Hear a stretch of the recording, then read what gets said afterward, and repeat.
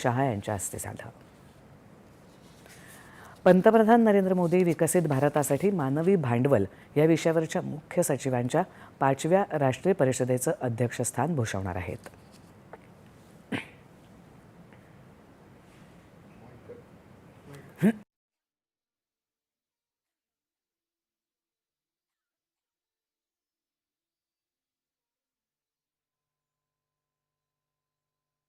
परिषद सुरू झाली. राष्ट्रीय विकास प्राधान्यावर ठोस आणि सातत्यपूर्ण संवादाद्वारे केंद्र राज्य भागीदारी बळकट करणं हा या परिषदेचा उद्देश आहे.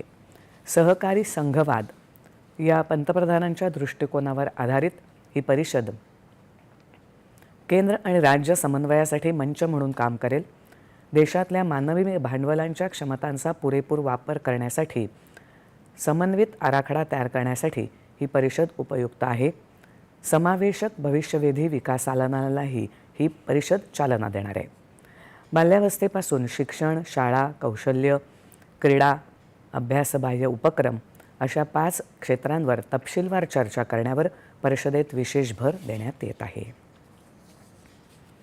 बांगलादेशात अल्पसंख्याकांवर विशेषतः हिंदूंवर होणार